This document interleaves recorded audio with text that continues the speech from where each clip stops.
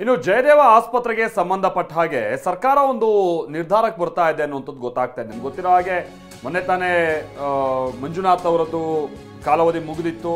ಹೊಸ ಡೈರೆಕ್ಟರ್ನ ಈಗ ಹುಡುಕುವಂತ ಕಾರ್ಯ ಆಗ್ತಾ ಇದೆ. ಇದೆಲ್ಲ ಕಳೆದ 10 ವರ್ಷಗಳ ಅವಧಿಯ ಕಾಮಗಾರಿಗಳ ತನಿಖೆಗೆ ಪ್ಲಾನ್ ರೂಪಿಸಲಾಗ್ತಾ ಇದೆ. ಕಾಮಗಾರಿಗಳ ಬಗ್ಗೆ ದೂರಿದ್ದಂತ ಹಿನ್ನೆಲೆಯಲ್ಲಿ ತನಿಖೆಗೆ ಇದೀಗ ಸರ್ಕಾರ ಚಿಂತನೆಯನ್ನ ನಡೆಸ್ತಾ ಇದೆ. ಬೆಂಗಳೂರು, ಹುಬ್ಬಳ್ಳಿ, ಕಲಬುರಗಿ ಜಿಲ್ಲೆಯಲ್ಲಿನ ಕಾಮಗಾರಿಗಳ ಪರಿಶೀಲನೆಗೆ ಒಂದು ತನಿಖೆ ನಡೆಸುವಂತ ನಿಟ್ಟಿನಲ್ಲಿ ಸರ್ಕಾರದ ಮಟ್ಟದಲ್ಲಿ ಚರ್ಚೆ ಆಗ್ತಾ ಇದೆ ಅನ್ನುವಂಥದ್ದು ಗೊತ್ತಾಗ್ತಾ ಇದೆ. ಸದ್ಯ ನಿವೃತ್ತಿಯಾಗಿದ್ದಾರೆ ಮಾಜಿ ನಿರ್ದೇಶಕ ಡಾಕ್ಟರ್ ಮಂಜುನಾಥ್ ಅವರು. ಜಯದೇವ ಆಸ್ಪತ್ರೆಯ ಮಾಜಿ ಮುಖ್ಯಸ್ಥ ಡಾಕ್ಟರ್ ಮಂಜುನಾಥ್ ಅವರು ಲೋಕಸಭಾ ಚುನಾವಣಾ ಕಣಕ್ಕೆ ಧುಮುಕುವಂತಹ ಸಾಧ್ಯತೆ ಒಂದ್ ಕಡೆ ಇದೆ. ಅದರ ನಡುವೆ ಪರಿಶೀಲನೆಗೆ ಒಪ್ಪಿಸೋದಕ್ಕೆ ಸರ್ಕಾರದ ಮಟ್ಟದಲ್ಲಿ ಚಿಂತನೆ ನಡೀತಾ ಇದೆ ಅನ್ನೋದು ಗೊತ್ತಾಗ್ತಾ ಇದೆ. ಬಹುಶಃ ಇದು ಬಹಳ ರಾಜಕೀಯ ಸ್ವರೂಪವನ್ನ ಕೂಡ ನಂತರದ ಹಂತದಲ್ಲಿ ಪಡಿಬಹುದು. ನಿಮ್ಗೆ ಗೊತ್ತಿರೋ ಹಂಗೆ ಈಗ ಕಲಬುರಗಿಯಲ್ಲೂ ಕೂಡ ಜಯದೇವ ಆರಂಭ ಆಗ್ತಾ ಇದೆ, ಹುಬ್ಬಳ್ಳಿಯಲ್ಲೂ ಕೂಡ ಆರಂಭ ಆಗ್ತಾ ಇದೆ. ಅದೆಲ್ಲ ಡಾಕ್ಟರ್ ಮಂಜುನಾಥ್ ಅವರೇ ಒಂದು ಇಂಥ ಕಡೆ ಆದ್ರೆ ಒಳ್ಳೇದು ಅಂತೇಳಿ ಮುಂದೆ ನಿಂತು ಸರ್ಕಾರದ ಮಟ್ಟದಲ್ಲಿ ಅದಕ್ಕೆ ಅನುಮೋದನೆಯನ್ನ ಪಡೆದುಕೊಂಡು ಅವರ ನೇತೃತ್ವದಲ್ಲಿ ನಡೀತಾ ಇದ್ದಂತ ಒಂದು ಕೆಲಸ ಕಾರ್ಯಗಳು. ಜಯದೇವ ಬೆಂಗಳೂರಿನಲ್ಲಿರುವಂಥ ರೀತಿಯಾಗಿ ಇತರ ಕಡೆನೂ ಆಗಬೇಕು ಅನ್ನುವಂಥದ್ದು ಜನಸಾಮಾನ್ಯರ ಯೋಚನೆ ಕೂಡ ಆಗಿತ್ತು, ಜನಸಾಮಾನ್ಯರ ಒಂದು ಡಿಮಾಂಡ್ ಕೂಡ ಆಗಿತ್ತು.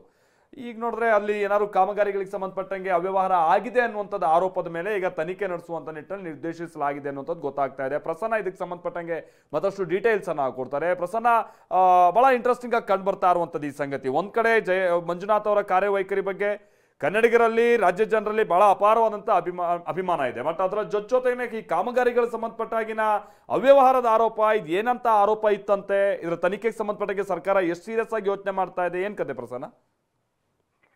ಮಲ್ತೇಶ್, ಜಯದೇವ ಆಸ್ಪತ್ರೆಯ ವ್ಯಾಪ್ತಿಯಲ್ಲಿ ಬರುವಂತಹ ಕಾಮಗಾರಿಗಳಿರ್ಬೋದು, ಔಷಧಿಗಳ ಮತ್ತು ಉಪಕರಣಗಳ ಖರೀದಿ ಇರ್ಬೋದು, ಮತ್ತು ವಿದೇಶಿ ದೇಣಿಗೆ ಸಂಗ್ರಹ, ಈ ರೀತಿಯ ಒಂದಷ್ಟು ಅಂಶಗಳ ಅನುಮಾನಗಳ ಹಿನ್ನೆಲೆಯಲ್ಲಿ ಇದೀಗ ಜಯದೇವ ಆಸ್ಪತ್ರೆ ಒಂದಷ್ಟು ತನಿಖೆಗಳನ್ನ ನಡೆಸೋದಕ್ಕೆ ಸರ್ಕಾರ ಚಿಂತನೆಯನ್ನ ನಡೆಸಿದೆ. ಸಿಎಂ ಹಾಗೂ ಡಿಸಿಎಂ ಮಟ್ಟದಲ್ಲಿ ಈ ಒಂದು ಚಿಂತನೆ ನಡೀತಾ ಇರುವಂತದ್ದು. ಪ್ರಮುಖವಾಗಿ ರಾಜ್ಯದ ಬೇರೆ ಬೇರೆ ಜಿಲ್ಲೆಗಳಲ್ಲೂ ಕೂಡ ಜಯದೇವ ಹೃದ್ರೋಗ ಆಸ್ಪತ್ರೆಯ ಶಾಖೆಗಳನ್ನ ತೆರೆಯಲಾಗ್ತಾ ಇದೆ, ಘಟಕಗಳನ್ನು ಓಪನ್ ಮಾಡಲಾಗ್ತಾ ಇದೆ. ಇಲ್ಲಿ ನಡೀತಾ ಇರುವಂತಹ ಕಾಮಗಾರಿಗಳಲ್ಲಿ ಒಂದಷ್ಟು ಅಕ್ರಮ ಎಸಗಲಾಗಿದೆ ಅನ್ನುವಂತ ಒಂದು ದೂರುಗಳು ಸಲ್ಲಿಕೆ ಆಗ್ತಾ ಇರುವಂತಹ ಹಿನ್ನೆಲೆಯಲ್ಲಿ ಇದೀಗ ಜಯದೇವ ಆಸ್ಪತ್ರೆಯ ಕಾಮಗಾರಿಗಳ ವಿರುದ್ಧ ಒಂದಷ್ಟು ತನಿಖೆಯನ್ನು ನಡೆಸೋದಕ್ಕೆ ಸರ್ಕಾರ ಚಿಂತನೆಯನ್ನು ನಡೆಸಿದೆ.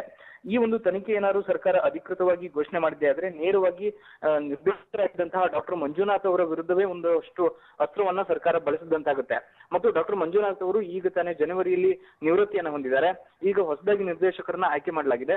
ಕಳೆದ 10 ವರ್ಷಗಳ ಅವಧಿ ಅಂತಂದ್ರೆ ಡಾಕ್ಟರ್ ಮಂಜುನಾಥ್ ಅವರು ಸೇವೆ ಸಲ್ಲಿಸಿದಂತ ಅವಧಿಯನ್ನು ಸೇರಿಸಿದ ಹಾಗೆ ಒಂದು ತನಿಖೆಗೆ ಸರ್ಕಾರ ಒಳಪಡಿಸುವಂತ ಸಾಧ್ಯತೆ ಇದೆ. ಡಾಕ್ಟರ್ ಮಂಜುನಾಥ್ ಅವರು ಬೆಂಗಳೂರು ಉತ್ತರ ಕ್ಷೇತ್ರ ಅಥವಾ ಬೆಂಗಳೂರು ಗ್ರಾಮಾಂತರ ಮತ್ತು ಹಾಸನ ಲೋಕಸಭಾ ಕ್ಷೇತ್ರಗಳಲ್ಲಿ ಲೋಕಸಭಾ ಚುನಾವಣೆಗೆ ಕಣಕ್ಕಿಳಿಯುವಂತ ಸಾಧ್ಯತೆ ಇದೆ. ಈ ಹಿನ್ನೆಲೆಯಲ್ಲಿ ಇದೀಗ ತನಿಖೆಗೆ ಸರ್ಕಾರ ಚಿಂತನೆಯನ್ನ ನಡೆಸಿರುವಂತದ್ದು ಒಂದಷ್ಟು ರಾಜಕೀಯ ಜಿದ್ದಾಜಿದ್ದಿಗೂ ಕೂಡ ಕಾರಣ ಆಗುವಂತ ಸಾಧ್ಯತೆ ಇದೆ. ಇಲ್ಲಿ ಮೌಖಿಕವಾಗಿ ಇನ್ನೂ ಕೂಡ ಸರ್ಕಾರ ಅಂತಿಮವಾದಂತಹ ನಿರ್ಧಾರವನ್ನ ತೆಗೆದುಕೊಂಡಿಲ್ಲ. ಕೇವಲ ಅಧಿಕಾರಿಗಳ ಮಟ್ಟದಲ್ಲಿ ದಾಖಲೆಗಳನ್ನ ಸಂಗ್ರಹಿಸುವುದಕ್ಕೆ ಮಾತ್ರ ಸೂಚನೆಯನ್ನ ನೀಡಲಾಗಿದೆ. ಅಧಿಕೃತವಾಗಿ ತನಿಖೆಗೆ ಆದೇಶವನ್ನ ನೀಡೋದಕ್ಕೆ ಬಹುತೇಕ ಮುಂದಿನ ದಿನಗಳಲ್ಲಿ ಸರ್ಕಾರ ಮುಂದಾಗುವಂತ ಸಾಧ್ಯತೆಗಳಿದಾವೆ. Maltesh, okay, thank you Prasanna.